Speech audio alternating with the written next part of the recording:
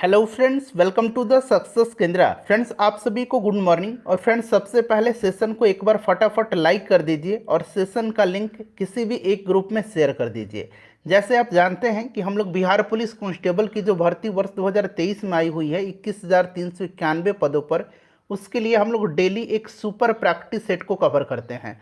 और इस super practice set में हम लोग केवल और केवल महत्वपूर्ण प्रश्नों यानी कि वीवीआई क्वेश्चंस को ही हम कवर करते हैं। और आज हमारा यह सुपर प्रैक्टिस सेट का सेट नंबर 8 है।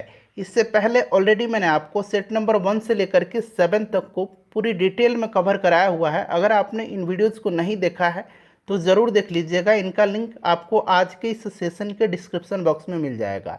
फटाफट फ्रेंड्स एक बार वीडियो को लाइक कर दीजिए और इसका लिंक कहीं एक ग्रुप पर शेयर कर दीजिए। चलिए शुरू करते हैं आज का सेशन। फ्रेंड्स, अगर आप हमारे चैनल पर पहली बार विजिट कर रहे हैं, बिहार पुलिस कांस्टेबल भर्ती 2023 का बेहतरीन तरीके से तैयारी करना चाहते हैं तो हमारे चैनल को सब्सक्राइब कर लीजिए और ये जो बेल आइकन है, घंटी का निशान है, इसको ज़रूर दबा लीजिएगा ताकि जब भी बिहार पुलिस कांस्टेबल भर्ती 2023 से संबंधित कोई भी इम्पोर्टेंट वीडियो अपलोड किया जाए तो उसका नोटिफिकेशन सबसे पहले आपके पास पहुंच जाए। तो चलिए फ्रेंड्स, बिना देरी किए हुए सेशन शुरू करते हैं। फटाफट सेशन को लाइक कर देंगे एक बार और इसका लिंक शेयर कर देंगे किसी भी एक ग्रुप में। देखिए, आज के सेशन का यानी कि Bihar police constable practice set number 8 2023 का पहला प्रश्न पढ़ेंगे। पहला प्रश्न है कि मादा प्रजनन तंत्र के संदर्भ में कौन सा सही विकल्प दिया गया है। आंसर लाइव चैट में कमेंट करिए। फटाफट आप सभी लोग कमेंट करेंगे। और फ्रेंड्स, एक बार प्लीज़ प्लीज़ प्लीज़ सेशन को लाइक कर दीजिए और इसका लिंक जो है कहीं भी एक ग्रुप में फटाफट शेयर कर दीजिए। बताइएगा कि इनमें से मादा प्रजनन तंत्र के संदर्भ में कौन सा जो है विकल्प सही है। सभी विकल्प को ध्यानपूर्वक पढ़िए और आंसर इसका लाइव चैट में कमेंट करके बताइए। देखिए फ्रेंड्स, इसमें से जो सही दिया गया है ये आपका ऑप्शन नंबर बी दिया गया है। प्रोजेस्टेरॉन, अंडवाहिका और गर्भाशय, ये सभी जो है मादा प्रजनन तंत्र के हिस्सा है। क्लियर है। यहाँ पर देखिएगा टेस्टोस्टेरोन जो होता है ना, यह पुरुष प्रजनन तंत्र का हिस्सा है। ठीक है, शुक्राणु भी पुरुष प्रजनन से ही संबंधित होता है। क्लियर है। चलिए, तो ऑप्शन नंबर बी जो होगा इसका राइट आंसर हो जाएगा। ठीक है। चलिए, ये प्रोजेस्टेरॉन जो है यह महिला सेक्स हार्मोन होता है। प्रोजेस्टेरॉन, रिलैक्सिन भी याद रखेंगे। प्रोजेस्टेरॉन, रिलैक्सिन और एस्ट्रोजन। ठीक है, और एस्ट्रोजन अगर आपसे पूछ लिया जाए फ्रेंड्स कि इसमें से रिलैक्सिन जो है ये क्या है, तो ये आपको याद रखना है महिला सेक्स हार्मोन है। एस्ट्रोजन भी महिला सेक्स हार्मोन है और प्रोजेस्टेरॉन भी महिला सेक्स हार्मोन है। टेस्टोस्टेरोन पूछेगा तो पुरुष सेक्स हार्मोन होता है यह। क्लियर है। चलिए, अगला प्रश्न करेंगे। फ्रेंड्स, प्लीज़ सेशन को लाइक कर दीजिए। आप लोग लाइक बिल्कुल ही नहीं करते हैं। देखिए, लाइक करने से क्या होता है, मोटिवेशन मेरा बढ़ता है। चलिए, उसके बाद दूसरा प्रश्न है कि भारत के संविधान का अनुच्छेद 61 संबंधित है। बताइए, राइट आंसर इसका क्या हो जाएगा। अनुच्छेद 61 संबंधित है। बिहार पुलिस की इससे बेहतरीन तैयारी कहीं भी पूरे यूट्यूब पर किसी भी चैनल पर नहीं कराया जाता है। बहुत सारे लोग बिहार पुलिस की तैयारी कराते हैं लेकिन उनको एक्चुअल सिलेबस का पता ही नहीं है कि बिहार पुलिस में प्रश्न कैसे बनता है। वो लोग रैंडमली ऐसे ही कहीं कहीं से प्रश्न किसी किसी बुक से उठा करके करा रहे हैं। हमारे चैनल से जुड़िए और पिछले 4 वर्षों से इस चैनल को अनुभव है बिहार पुलिस कांस्टेबल की तैयारी कराने का। देखिए फ्रेंड्स, अगर आप बिहार पुलिस कांस्टेबल भर्ती 2023 की तैयारी बेहतरीन तरीके से करना चाहते हैं तो आपके लिए यह चक्षु पब्लिकेशन का बुक सबसे बेस्ट रहेगा। यहाँ पर आप देख सकते हैं यह बुक जो है चक्षु पब्लिकेशन का है, बिहार पुलिस सिपाही भर्ती परीक्षा 2023। इस बुक के बारे में थोड़ा सा मैं आपको बता देता हूँ फ्रेंड्स। यहाँ पर आप नीचे आएंगे तो यहाँ पर देखेंगे विषय सूची में इस बुक में total 5 previous year question paper भी दिया गया है। जो सबसे लेटेस्ट बिहार पुलिस कांस्टेबल का एग्जाम हुआ है उसका 5 क्वेश्चन पेपर है यहाँ पर। 21/3/2021 का प्रथम पाली का, 21/3/2021 का द्वितीय पाली का, 8/3/2020 का प्रथम पाली, 8/3/2020 का द्वितीय पाली और 22/10/2017 का question paper Bihar police constable का दिया गया है। साथ ही साथ देखिए, इसमें टोटल जो है यहाँ पर आप देख सकते हैं टोटल यहाँ पर 20 प्रैक्टिस सेट भी दिया गया है। टोटल यहाँ पर 20 प्रैक्टिस सेट दिया गया है और ये प्रैक्टिस सेट बहुत ही इम्पॉर्टेंट है, बहुत ही शानदार हैं, क्योंकि ये बिल्कुल नया जो बिहार पुलिस कांस्टेबल का पैटर्न है उस पर आधारित यह प्रैक्टिस सेट है। यहाँ पर देख लीजिएगा फ्रेंड्स, ये क्वेश्चन पेपर प्रीवियस ईयर का लिया गया है। साथ ही साथ मैं आपको 2 बुक और बता रहा हूँ, चक्षु पब्लिकेशन का ही है, उसको आप खरीद करके अपने तैयारी को और भी मजबूत कर सकते हैं। देखिए फ्रेंड्स, इन्हीं बुक्स की मैं बात कर रहा था। इन बुक्स को आप ले सकते हैं और अपनी बिहार पुलिस कांस्टेबल की तैयारी को और भी मजबूत कर सकते हैं। बताइएगा, भारतीय संविधान का अनुच्छेद 61 संबंधित किससे है? तो फ्रेंड्स, आपको पता है कि यह भारत के राष्ट्रपति पर महाभियोग से संबंधित है। Option number D right answer हो जाएगा। अच्छा, महाभियोग जो है कहाँ पर लाया जाता है, लोकसभा या राज्यसभा? बताइए कमेंट करके, या फिर दोनों में कहीं पर भी। देखिए, महाभियोग की प्रक्रिया जो है पहले किसी भी सदन में स्टार्ट हो सकती है। क्लियर है, याद रखेंगे। अच्छा, अनुच्छेद 52 में कहा गया है कि भारत का एक राष्ट्रपति होगा, और अनुच्छेद 53 में कहा गया है कि संघ की जो कार्यपालिका शक्ति होगी ये राष्ट्रपति में निहित होगी। किस आर्टिकल में कहा गया है? तो आर्टिकल 53 में। किस में कहा गया है कि भारत का एक राष्ट्रपति होगा? तो आर्टिकल 52 में। क्लियर है, याद रखेंगे। अच्छा, राष्ट्रपति के जो कार्यकाल से संबंधित अनुच्छेद है यह अनुच्छेद 56 है, इसे भी आप जरूर ध्यान रखेंगे। चलिए नेक्स्ट क्वेश्चन कर लेंगे फ्रेंड्स। अगला प्रश्न है, और देखिए, बिहार पुलिस कांस्टेबल भर्ती 2023 के लिए हमने बहुत सारे वीडियो को आपको कवर कराया हुआ है। Bihar police practice set 2023, Bihar police important question 2023, Bihar police VBI question 2023, Bihar police previous year question 2023, Bihar police का क्वेश्चन 2023, बिहार पुलिस साइंस 2023, इतने सारे हम लोगों ने सीरीज चला रखा है। देखिए, H2SO4 में सल्फर की, यानी कि सल्फर की आपसे ऑक्सीकरण संख्या पूछा जा रहा है। बताइएगा राइट आंसर क्या हो जाएगा। ऑक्सीकरण संख्या, ऑक्सीडेशन नंबर निकालने का तरीका मैंने आपको बता दिया था। देखिए, यहाँ पर किसका निकालना है इसमें से? तो सल्फर का निकालना है, तो हम इसको क्या मान लेंगे? X मान लेंगे। क्लियर है। अब यहाँ पर देखिएगा H2 यानी कि हाइड्रोजन का एक होता है ऑक्सीकरण, गुना 2 हो जाएगा, 2 हाइड्रोजन है, प्लस हमें सल्फर का निकालना है, और यहाँ पर ऑक्सीजन का देखिएगा -2 होता है, तो यहाँ पर हम लोग -2 करेंगे, और ऑक्सीजन यहाँ पर कितना है? तो 4 है। ठीक है, तो 4 से गुना कर देंगे, यहाँ पर 0 हो जाएगा राइट हैंड साइड में। क्लियर है, क्योंकि यहाँ ऊपर पर कोई भी चार्ज नहीं है। अगर ऊपर कोई चार्ज होता तो यहाँ पर हम लोग लिखते, एक निगेटिव चार्ज होता है तो हम लोग -1 लिखते हैं। ठीक है, और पॉजिटिव चार्ज होता है तो उसके लिए हम लोग यहाँ पर 1 लिखते हैं, लेकिन यहाँ पर कोई भी चार्ज नहीं दिया गया है। अब फर्दर इसको हम लोग सॉल्व कर देंगे तो आंसर निकल आएगा, यहाँ पर 2 हो जाएगा। ठीक है, उसके बाद देखिए यहाँ पर x हो जाएगा, और यहाँ पर देखेंगे तो 4 और -2 को गुना करेंगे तो ये -8 आ जाएगा। अब यहाँ पर हम सॉल्व कर देंगे फ्रेंड्स, तो कितना आ जाएगा? यहाँ पर देखिए 2 में से -8 इसको सॉल्व करेंगे तो ये -6 हो जाएगा, और 6 इधर जाएगा तो प्लस में हो जाएगा।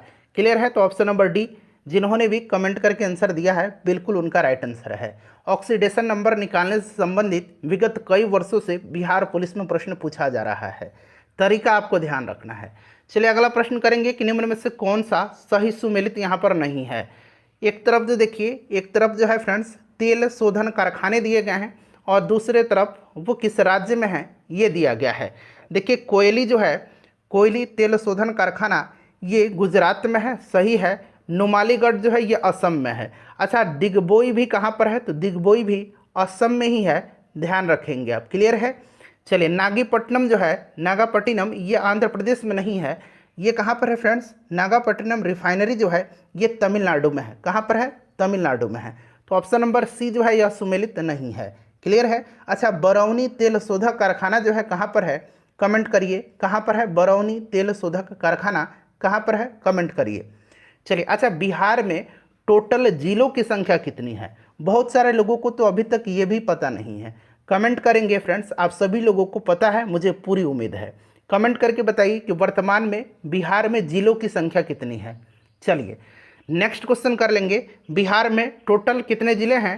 तो बताइए, 38 जिले हैं। क्लियर। चलिए नेक्स्ट क्वेश्चन है हमारा कि निम्नलिखित में से कौन सा एक कोशिकीय जीव का उदाहरण है? एक कोशिकीय जीव का उदाहरण जो है इसमें से कौन सा है? बताइए राइट आंसर क्या हो जाएगा। एक कोशिकीय जीव के उदाहरण, यानी कि इनका निर्माण एक कोशिका से हुआ है। ठीक है, बताइए, एक कोशिकीय जीव के एग्जाम्पल कौन कौन से हैं? तो देखिए मैं बता रहा हूँ, ध्यान रखेंगे। अमीबा, जीवाणु, पैरामीशियम, शैवाल, यूग्लिना। क्लियर है? यूग्लिना भी पूछा जाता है, यूग्लिना, पैरामीशियम, शैवाल, जीवाणु, अमीबा, ये सभी एक कोशिकीय जीव के उदाहरण हैं। बहुकोशिकीय अगर पूछेगा तो आसान है, मनुष्य, पौधे, पशु, पक्षी, कीड़े, ये बहुकोशिकीय जीव के एग्जाम्पल हैं। यहाँ पर देखिए उपयुक्त सभी इसका राइट आंसर हो जाएगा। उसके बाद देखिएगा कि द पैसिव वॉइस जो है, आपको पैसिव वॉइस इसमें से बनाना है किसका? Don't insult the poor. अब यहाँ पर इसका दो आंसर लोग करेंगे, बताइए इसमें से राइट आंसर क्या हो जाएगा? Don't insult the poor. तो एक तो होता है, एक कौन सा तरीका होता है? एक होता है the poor should not be insulted, ये ऑप्शन के हिसाब से ये सही दिया गया है। एक होता है let not the poor be insulted, ठीक है, इंसल्टेड, एक ये तरीका हो गया बनाने का। तो ये दोनों सही है। अच्छा मैं यहाँ पर एक्टिव बता रहा हूँ, उसका पैसिव आप बनाइएगा don't laugh at the poor. Don't इसी को देख करके बनाइए, don't laugh at the poor. यहाँ मैं लिखता हूँ don't laugh at the poor. बनाइए, इसका पैसिव बनाइए, बनाइए क्या होगा? तो देखिए क्या हो जाएगा, कमेंट करेंगे सभी लोग कमेंट करेंगे, सबको कमेंट करना है। तो ये हो जाएगा आपका, इसी के हिसाब से बनाइए लेट नॉट, ठीक है, let not the poor be, let not the poor be laughed at, ठीक है, laughed at, laughed at. Clear? यहाँ पर लाफ्ड हो जाएगा, समझ में आ गया? चलिए आगे बढ़ेंगे कि हीरा की संरचना होती है। हीरा जो होता है ये कार्बन का अपरूप होता है, ग्रेफाइट भी कार्बन का अपरूप होता है, आपको पता है ना। हीरा की संरचना किस प्रकार की होती है बताइएगा? हीरा की संरचना किस प्रकार की होती है बताइएगा? तो फ्रेंड्स आपको पता है कि हीरा की संरचना जो होती है यह चतुष्फलकीय होती है। कैसी होती है? चतुष्फलकीय।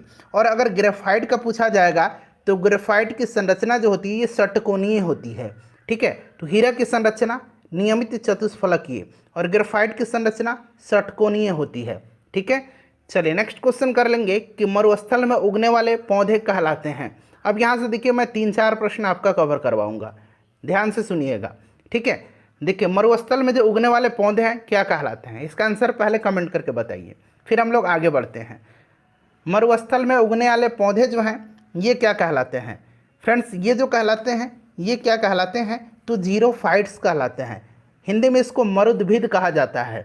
मरुद्भिद ऐसे लिखा मिलेगा आपको, मरुद्भिद इसको कहा जाता है, ठीक है, जीरोफाइट्स। अच्छा हाइड्रोफाइट्स आपको पता है, ये तो आपको पता ही है, ठीक है, पानी में उगने वाले। हैलोफाइट्स कौन सा है? तो ये नमकीन मिट्टी में उगने वाले पौधे हैं। और हाइड्रोपोनिक्स क्या है? तो हाइड्रोपोनिक्स ऐसा तरीका है जिसमें बिना मिट्टी के सिर्फ पानी में पौधे उगाए जाते हैं, पानी के जरिए, ठीक है। चलिए नेक्स्ट क्वेश्चन करेंगे कि identify the correct tense of the given sentence. आपको बताना है कि यह सेंटेंस दिया गया है, he had been trying to get her on the phone, ये कौन सा टेंस है बताइए, कमेंट करके बताइए, ध्यान से पढ़िए, सोच समझ के आंसर दीजिए, चाहे वह यहाँ पर आप सेट लगा रहे हों या फिर एग्जामिनेशन हॉल में आप बैठे हुए हैं। सोच समझ के प्रश्न को 1 बार 2 बार 3 बार पढ़िए, जब प्रश्न समझ में नहीं आ रहा है तब फिर आंसर दीजिए। तो देखिए फ्रेंड्स यह जो है यह किसका एग्जाम्पल है? तो यहाँ पर देखिए हैड लगा हुआ है, यानी कि निश्चित रूप से पास्ट है, तो पास्ट परफेक्ट कंटिन्यूअस टेंस हो जाएगा। ऑप्शन नंबर इसका डी राइट आंसर जिन्होंने भी दिया है करेक्ट आंसर हो जाएगा।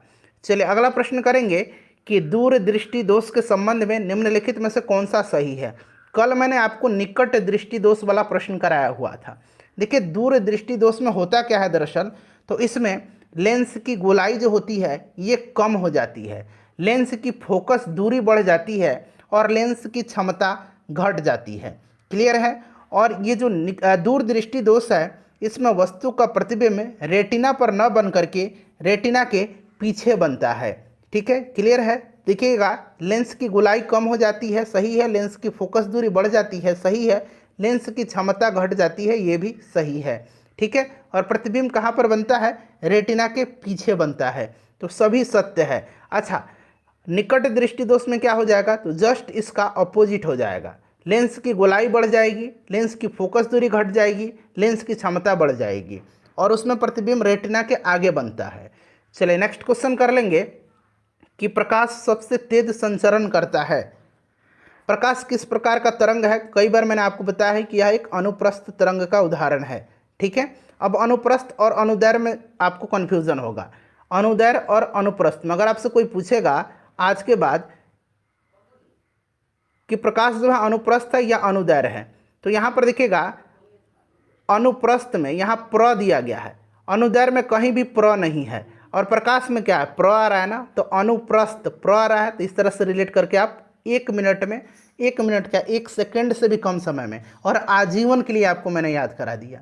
अब आपसे कोई पूछेगा कि प्रकाश अनुप्रस्थ तरंग है या अनुदैर्ध्य तरंग, तो आपका जवाब क्या होगा, अनुप्रस्थ तरंग होगा। ठीक है, प्रकाश सबसे तेज संचरण करती है निर्वात में, ध्वनि निर्वात में गमन नहीं करती है, इस चीज को याद रखेंगे। और प्रकाश सबसे तेज निर्वात में गमन करती है। क्लियर है? चलिए, और इसका वेग कितना होता है, तो 3 गुना 10 के पावर 8 मीटर पर सेकंड होता है निर्वात में। अगला प्रश्न कि आवर्त सारणी में किसी आवर्त में बाएं से दाएं जाने पर आयनन विभव का मान। अब देखिए आवर्त बहुत लोगों को समझ में नहीं आ रहा होगा कि आवर्त क्या है। तो आवर्त जो होता है ना, ये क्षैतिज जो पंक्ति है यही आवर्त है। आवर्त की संख्या टोटल 7 होती है आवर्त सारणी में, आपको पता होगा। ठीक है, अब यहाँ पर मैं 3 चीज़ें आपको बतलाऊंगा। पहले इसका आंसर आप कमेंट करिए, बताइए, कमेंट करते रहिए आंसर।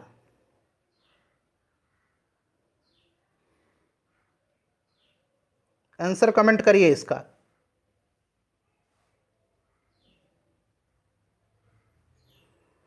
चलिए अब यहां पर ध्यान देंगे, आवर्त सारणी में किसी आवर्त में बाएं से दाएं जाने पर ये 3 चीजें ध्यान रखेंगे। बाएं जाने पर, बाएं से दाएं जाने पर, किसमें, आवर्त सारणी के आवर्त में। आवर्त की संख्या टोटल 7 है। परमाणु त्रिज्या जो है आवर्त सारणी में किसी आवर्त में बाएं से दाएं जाने पर परमाणु त्रिज्या घटती है। ठीक है, घटती है। विद्युत ऋणात्मकता बढ़ती है, विद्युत ऋणात्मकता बढ़ती है, और आयनन विभव भी बढ़ती है। क्लियर है? याद रखेंगे आप लोग। तो right answer option number A हो जाएगा इसका। चलिए अगला प्रश्न करेंगे कि जयशंकर प्रसाद द्वारा रचित महाकाव्य है। जयशंकर प्रसाद द्वारा रचित इसमें से जो महाकाव्य है कौन सा है, बताइए, कमेंट करके आंसर बताइए। तो यहाँ पर देखिए, प्रिय प्रवास जो है ये किसकी रचना है? प्रिय प्रवास जो है यह अयोध्या सिंह हरिऔध की रचना है। ठीक है, साकेत जो है यह किसकी रचना है? तो मैथिली शरण गुप्त की है। रामचंद्रिका जो है यह किसकी रचना है? तो केशव दास जी की है। और जयशंकर प्रसाद की जो रचना है यह कामायनी है। क्लियर? चलिए उसके बाद अगला प्रश्न करेंगे कि प्रत्यास्थता गुणांक का एसआई मात्रक क्या होता है। मैंने एक्सप्लेनेशन के दौरान प्रीवियस सेट में मैंने बताया भी था इसका यूनिट। बताइएगा प्रत्यास्थता गुणांक का एसआई मात्रक क्या है। प्रत्यास्थता गुणांक का आपको कुछ नहीं, ऐसे क्वेश्चन का नंबर लिखना है और यहाँ पर ABCD जो भी आंसर है लिख देंगे। जैसे 14 नंबर क्वेश्चन है 14 लिखिए और ABCD जो भी आंसर है यहाँ पर लिख दीजिए। ठीक है, चलिए प्रत्यास्थता गुणांक का एसआई मात्रक जो होता है यह क्या होता है? न्यूटन प्रति मीटर स्क्वायर, यानी कि न्यूटन प्रति वर्ग मीटर। क्लियर है? और इसको हम लोग क्या कहते हैं? पास्कल कहते हैं। तो ऑप्शन नंबर यहाँ पर देखेंगे ए राइट आंसर हो जाएगा। उसके बाद देखिए प्रेजेंट डायरी जो है यह किसकी पुस्तक है? प्रेजेंट डायरी पुस्तक किसने लिखी है, बताइए राइट आंसर क्या हो जाएगा। प्रेजेंट डायरी किसने लिखा है? देखिए एक प्रेजेंट डायरी है और एक है जेल डायरी। एक प्रेजेंट डायरी है और एक जेल डायरी है। बताइए प्रेजेंट डायरी लिखा है किसने? तो जयप्रकाश नारायण जी ने। अच्छा, जेल डायरी किसने लिखा है? तो जेल डायरी लिखा है भगत सिंह ने। दोनों को याद रखेंगे। ठीक है फ्रेंड्स, चलिए नेक्स्ट क्वेश्चन कर लेंगे अब हम लोग। अगला प्रश्न है 16 नंबर। एक हीटर का तंतु बना होता है। सिंपल सा क्वेश्चन है लेकिन महत्वपूर्ण है, बार बार पूछा जाता है।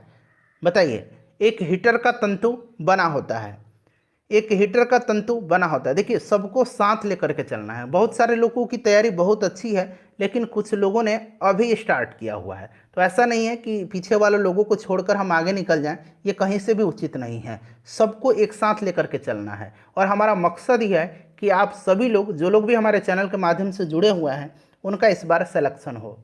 चलिए, एक हीटर का तंतु जो है ये नाइक्रोम का बना होता है। विद्युत बल्ब का फिलामेंट जो है ये टंगस्टन का बना होता है, इसे भी आप ध्यान रखेंगे। चलिए अगला प्रश्न कर लेंगे। क्वेश्चन नंबर 17 है कि शुद्ध राष्ट्रीय उत्पाद, जिसको कि एनएनपी कहते हैं, क्या होता है बताइए। तो देखिए ध्यान देंगे यहाँ पर फ्रेंड्स, सकल राष्ट्रीय उत्पाद में से, सकल राष्ट्रीय उत्पाद जिसको कि हम लोग कहते हैं जीएनपी यानी कि ग्रॉस नेशनल प्रोडक्ट, ठीक है। सकल उत्पाद में से मूल्य ह्रास को घटाने पर शुद्ध राष्ट्रीय उत्पाद प्राप्त होता है। तो यहाँ पर देखेंगे option number A correct answer इसका हो जाएगा, ठीक है। एनएनपी इक्वल टू क्या होगा, तो जीएनपी माइनस मूल्य ह्रास। अगला प्रश्न है कि यह सिद्धांत किसका है। यदि किसी देश में घटिया और बढ़िया दो प्रकार की मुद्राएं एक साथ चलन में हो तो घटिया मुद्राएं बढ़िया मुद्राओं को चलन से बाहर कर देती है। बताइए, घटिया मुद्रा बढ़िया मुद्रा को चलन से बाहर कर देता है, यह कथन जो है किसका है, यह कथन किसका है बताइए राइट आंसर। तो यह कथन जो है यह थॉमस ग्रेशम का कथन है, ठीक है। थॉमस ग्रेशम यानी कि ग्रेशम का नियम है यह, option number B right answer हो जाएगा। अगला प्रश्न कि भारत की अधिकांश वर्षा किस मौसम के कारण होती है। बिहार पुलिस एग्जाम 2023 के लिए हम लोगों ने लगातार आपके लिए वीडियो लेकर के आए हैं। Bihar police constable practice set 2023, Bihar police important questions 2023, Bihar police previous year question 2023, Bihar police constable VVI question 2023। सभी वीडियोस का लिंक डिस्क्रिप्शन बॉक्स में मिलेगा।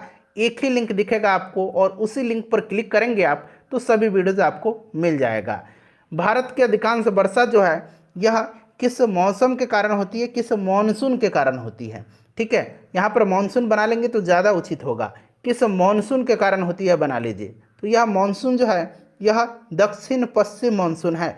दक्षिण पश्चिम मॉनसून के कारण जो है भारत में अधिकांश वर्षा होती है।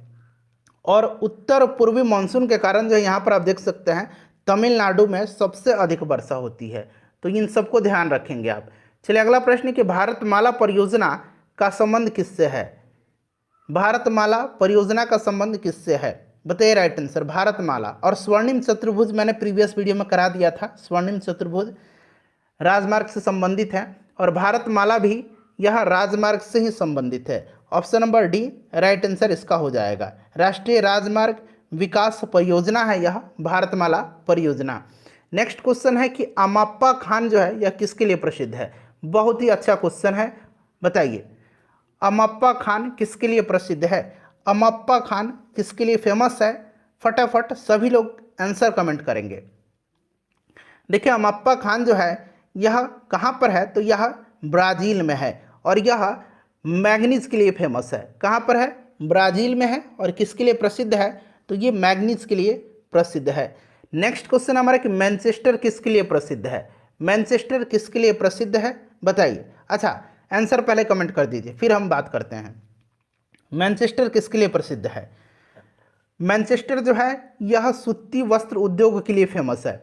सूती वस्त्र उद्योग के लिए यह फेमस है। अच्छा ध्यान दीजिए, दक्षिण भारत का मैनचेस्टर किसको कहा जाता है। दक्षिण भारत का मैनचेस्टर किसको कहा जाता है, तो ये कहा जाता है कोयम्बटूर को।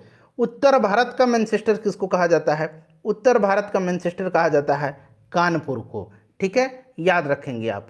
चलिए अगला प्रश्न करेंगे कि स्पिनिंग जेनी का आविष्कार किसने किया था। स्पिनिंग जेनी जो है यह सूत कटाई करने की एक मशीन है, ठीक है। स्पिनिंग जेनी का आविष्कार किसने किया था, ये बिहार पुलिस में प्रीवियस ईयर में पूछा जा चुका है, ठीक है। बताइएगा स्पिनिंग जेनी का आविष्कार किसने किया था।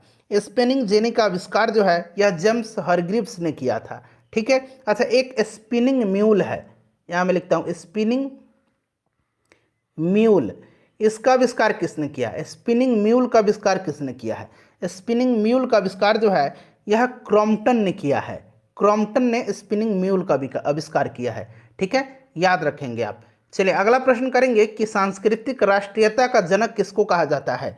सांस्कृतिक राष्ट्रीयता का जनक जो है यह किसको कहा जाता है? बताइए राइट आंसर क्या होगा? सांस्कृतिक राष्ट्रीयता का जनक किसको कहा जाता है? बताइए।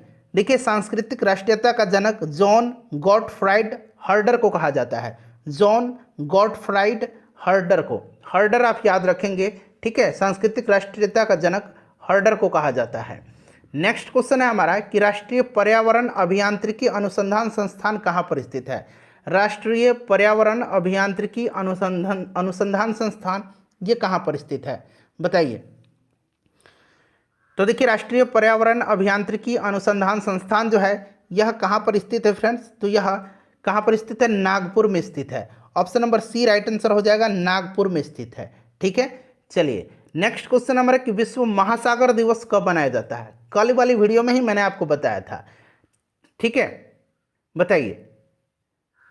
विश्व महासागर दिवस 8 जून के दिन मनाया जाता है। 14 नवंबर के मधुमेह दिवस मैंने बताया हुआ था कल ही आपको, कल वाला वीडियोस जरूर देखिएगा।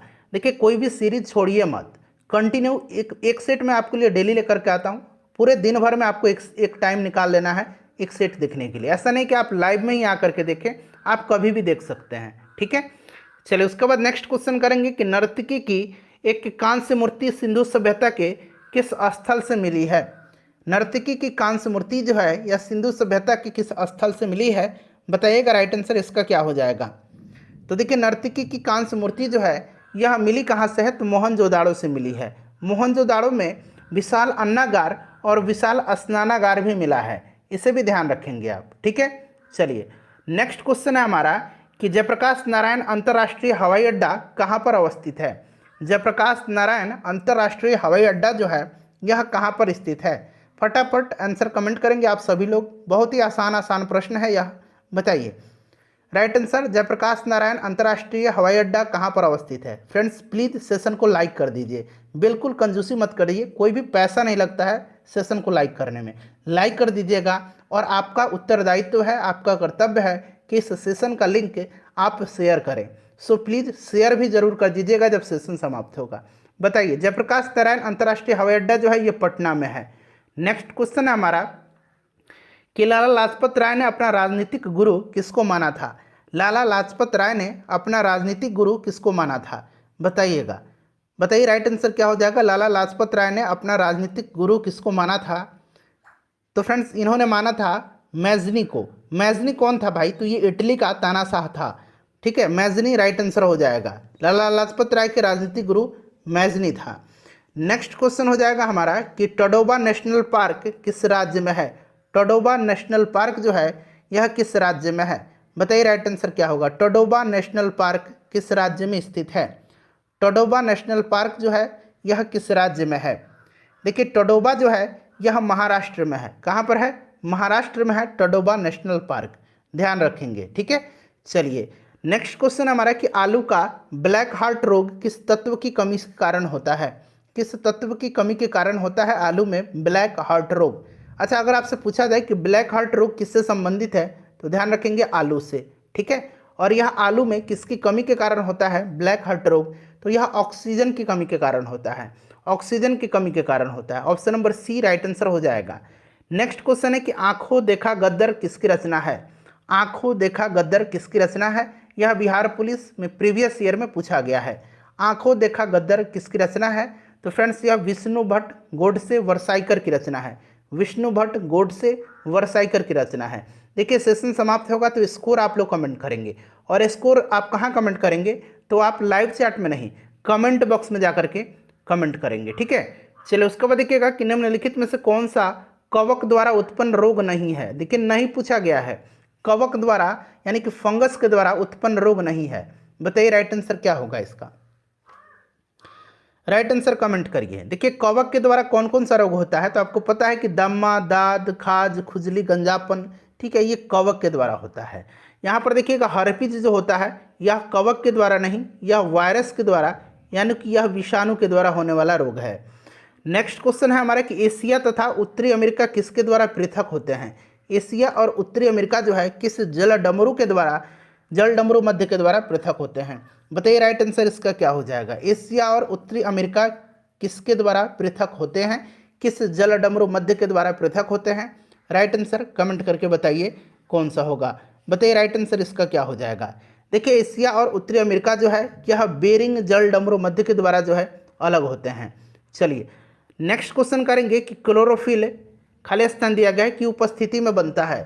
क्लोरोफिल किसकी उपस्थिति में बनता है।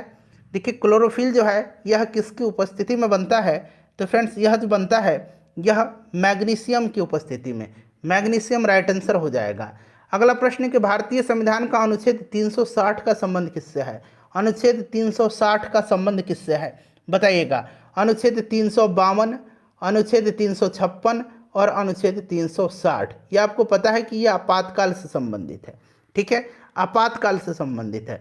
352 में राष्ट्रीय आपातकाल है, 356 में राज्यों में राष्ट्रपति शासन है और 360 में वित्तीय आपातकाल है। वित्तीय आपातकाल राइट आंसर हो जाएगा। ध्यान रखेंगे भारत में वित्तीय आपातकाल अब तक एक बार भी नहीं लगाया गया है। संविधान संशोधन अनुच्छेद 368 में है, ठीक है। चलिए अगला प्रश्न कर लेंगे कि मेसोपोटामिया का अभिप्राय क्या है। मेसोपोटामिया का अभिप्राय पूछा गया है, बताइएगा, बताइए। अच्छा उसी प्रकार से देखिए मोहनजोदाड़ो का अर्थ क्या होता है, मृतकों का टीला होता है, ठीक है। तो मेसोपोटामिया का अर्थ क्या होगा बताइए। मेसोपोटामिया का मतलब क्या होता है, मेसोपोटामिया का मतलब क्या होता है बताइए, राइट आंसर क्या हो जाएगा। दो नदियों के बीच, दो नदियों के बीच, ये दो नदी दजला और फरात नदी है, इसी के बीच की उपजाऊ धरती का मतलब है मेसोपोटामिया, ठीक है। चलिए नेक्स्ट क्वेश्चन हमारे कि नारियल के खाने योग्य भाग को क्या कहा जाता है। अच्छा प्रश्न बनता है कि केसर जो है यह पुष्प के किस भाग से प्राप्त किया जाता है। केसर, तो केसर वर्तिकाग्र से प्राप्त किया जाता है, वर्तिकाग्र से, ठीक है, याद रखेंगे। चलिए बताइएगा नारियल के खाने वाला भाग, तो फ्रेंड्स यह जो कहलाता है यह कहलाता है एंडोस्पर्म, और यानी कि भ्रूणपोष, ठीक है, भ्रूणपोष होगा। एंडोस्पर्म भी याद रखेंगे। विक्टोरिया जलप्रपात किस नदी में है। विक्टोरिया जलप्रपात जो है ये अफ्रीका में है, अफ्रीका महादेश में है, और यह किस नदी पर है विक्टोरिया जलप्रपात, बताइए राइट आंसर क्या हो जाए। तो देखिए विक्टोरिया जलप्रपात जो है यह किस नदी पर है, तो याद रखेंगे जाम्बेजी नदी पर है, जाम्बेजी नदी पर है विक्टोरिया जलप्रपात। उसके बाद देखिए इन ए फ्री स्टेट नामक पुस्तक के लेखक कौन है। इन ए फ्री स्टेट नामक पुस्तक के लेखक कौन है। इन ए फ्री स्टेट को लिखा है किसने, कमेंट करके बताइए आंसर क्या होगा इसका। इन अ फ्री स्टेट, इसको लिखा किसने है। इन अ फ्री स्टेट नामक पुस्तक के लेखक जो हैं यह वी.एस. न्यायपॉल हैं। Option number A right answer हो जाएगा। उसके बाद देखिए निम्नलिखित में से किस जिला में न्यूनतम महिला साक्षरता दर है। कई बार मैंने आपको बताया है कि सबसे ज़्यादा साक्षरता दर वाला जिला जो है यह रोहतास है, सबसे ज़्यादा साक्षरता दर वाला जिला, और यहीं पर सबसे ज़्यादा पुरुष साक्षरता दर भी है, और यहीं पर सबसे ज़्यादा महिला साक्षरता दर भी है। क्लियर है, 3 पॉइंट्स याद रखना है। सबसे ज़्यादा जनसंख्या वाला जिला, सबसे ज़्यादा साक्षरता दर वाला जिला रोहतास, सबसे ज़्यादा पुरुष साक्षरता दर वाला जिला रोहतास, सबसे ज़्यादा महिला साक्षरता वाला जिला रोहतास। सबसे कम पूछेगा साक्षरता वाला जिला तो पूर्णिया, सबसे कम साक्षरता वाला जिला पूर्णिया। सबसे कम साक्षरता दर पुरुष में पूछेगा तो ये पूर्णिया, पूर्णिया से 2 क्वेश्चन। सबसे कम साक्षरता दर पूर्णिया में, सबसे कम पुरुष साक्षरता दर पूर्णिया में, सबसे कम महिला साक्षरता दर पूछा गया है तो ये सहरसा में है। चलिए अगला प्रश्न कर लेंगे कि प्रथम बौद्ध सभा किस स्थान पर बुलाई गई थी। प्रथम बौद्ध संगति का आयोजन किस स्थान पर हुआ था, बताइए राइट आंसर। अच्छा लिख करके बताएंगे कि यह किसके शासनकाल में हुआ था और कहाँ हुआ था, दोनों एक साथ लिखिएगा, ठीक है। प्रथम बौद्ध संगति यानी कि सभा का आयोजन किस स्थान पर हुआ था बताइए। देखिए प्रथम बौद्ध संगति का आयोजन हुआ था कहाँ पर, तो फ्रेंड्स राजगृह में। किसके समय में, तो अजात शत्रु के समय में। दूसरा कहाँ पर हुआ था, तो वैशाली में हुआ था। किसके समय में, तो कालाशोक के समय में। तीसरा कहाँ पर हुआ था, तो पाटलिपुत्र में हुआ था। किसके समय में, तो अशोक के समय में। चौथा कहाँ पर हुआ था, तो कनिष्क के समय में हुआ था। कहाँ पर, तो कश्मीर में, ठीक है। चलिए नेक्स्ट क्वेश्चन करेंगे कि कोई व्यक्ति अगर राज्य विधायिका का सदस्य नहीं है, यानी कि वह ना ही विधानसभा का सदस्य है और ना ही विधान परिषद का सदस्य है, तो वह खाली स्थान दिया गया है के लिए मुख्यमंत्री नियुक्त किया जा सकता है एवं उक्त निर्धारित समय में उससे राज्य विधायिका हेतु निर्वाचित होना पड़ेगा, ठीक है, होना है, अन्यथा वह मुख्यमंत्री नहीं रहेगा। तो कोई भी व्यक्ति चाहे वह कोई भी मंत्री पद लेता है, ऐसा ही नहीं मुख्यमंत्री, कोई भी मंत्री कोई मंत्री पद धारण करता है और किसी भी सदन का वह सदस्य नहीं है तो उसको कितने दिनों के अंदर जो है लेना पड़ता है, बताइएगा। 6 माह के अंदर, ठीक है, 6 माह के अंदर। चलिए अगला प्रश्न कर लेंगे कि अलीवर्दी खां की मृत्यु के पश्चात बंगाल का नवाब कौन बना था। अलीवर्दी खां की मृत्यु के पश्चात जो है बंगाल का नवाब कौन बना था, बताइए राइट आंसर क्या हो जाएगा। अलीवर्दी खां की मृत्यु के पश्चात बंगाल का नवाब कौन बना था। तो देखिए अलीवर्दी खां की मृत्यु के पश्चात जो है बंगाल का नवाब बना था सिराजुद्दौला। सिराजुद्दौला से आपको कुछ याद आ रहा है, पलासी का युद्ध है, कब हुआ था, डेट सहित याद रखना आपको पूछा जाता है। 23 जून 1757 को पलासी का युद्ध हुआ था, ठीक है। चलिए इसमें सिराजुद्दौला की हार हो गई थी। नेक्स्ट क्वेश्चन है कि मैडम कामा ने 1907 में प्रथम तिरंगा ध्वज कहाँ फहराया था। मैडम कामा ने 1907 में प्रथम तिरंगा ध्वज कहाँ फहराया था, बताइए राइट आंसर इसका क्या होगा। करेक्ट आंसर कमेंट करिए। 1907 में इन्होंने जर्मनी में फहराया था। जर्मनी में कौन से जगह पर, तो स्टुटगार्ट में, स्टुटगार्ट में, ठीक है। भारतीय स्वतंत्रता की जननी कहा जाता है मैडम भिखाजी कामा को। उसके बाद देखिए अराकान योमा पर्वत का विस्तार कहाँ पर है, किस देश में है। अराकान योमा पर्वत का विस्तार जो है किस देश में है, बताइए। अराकान योमा म्यांमार में है, option number A right answer हो जाएगा इसका। 47 नंबर देखिए किस विटामिन को हार्मोन भी कहा जाता है, किस विटामिन को हार्मोन भी कहा जाता है, बताइए राइट आंसर क्या होगा। किस विटामिन को हार्मोन भी कहा जाता है, तो देखिए विटामिन डी को हार्मोन भी कहा जाता है। कैल्सीफेरॉल होता है इसका रासायनिक नाम। अगला प्रश्न है कि भारतीय संविधान के अनुसार मानव दुर्व्यापार और बलात् श्रम निषेध है, यह कौन से अनुच्छेद में वर्णित है। मानव दुर्व्यापार और बलात् श्रम का निषेध किस अनुच्छेद में है, बताइए किस अनुच्छेद में है। किस अनुच्छेद में मानव दुर्व्यापार और बलात् श्रम निषेधित किया गया है, तो फ्रेंड्स ये आर्टिकल 23 है। आर्टिकल 24 में क्या है, तो देखिए 14 वर्ष से कम बच्चों को किसी भी जोखिम भरे कामों पर नहीं लगाया जा सकता है, ठीक है। किसी भी कल कारखाने, होटल या कहीं पर भी नहीं लगाया जा सकता है। नेक्स्ट क्वेश्चन है हमारा कि निम्नलिखित में से कौन सी मिट्टी चाय की खेती के लिए उपयुक्त होती है। चाय की खेती के लिए और कपास की खेती के लिए बार बार पूछा जाता है। कपास की खेती के लिए तो आपको पता है कि रेगुर मिट्टी, जिसको कि हम लोग काली मिट्टी के नाम से जानते हैं, ठीक है, ये कपास के लिए उपयुक्त होती है। चाय की खेती के लिए लेटराइट मिट्टी उपयुक्त होती है, ठीक है। चलिए उसके बाद नेक्स्ट क्वेश्चन हमारा कि भारत में वर्तमान थल सेना प्रमुख का नाम क्या है।